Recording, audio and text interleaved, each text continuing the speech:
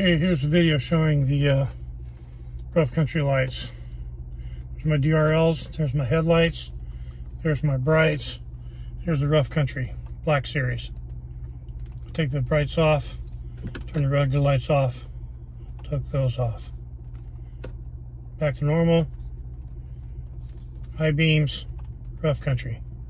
High beams off, rough country off, normal. That's with the high beams on and the rough country lights on. Quite bright. You don't want to shine those on the freeway, that's for sure. Contrast that with high beams on only. And finally, normal driving. Just another shot with the DRL. Let's see. And as an added bonus, these are what my backup lights that are mounted in the bumper look like to the backup camera. Quite effective.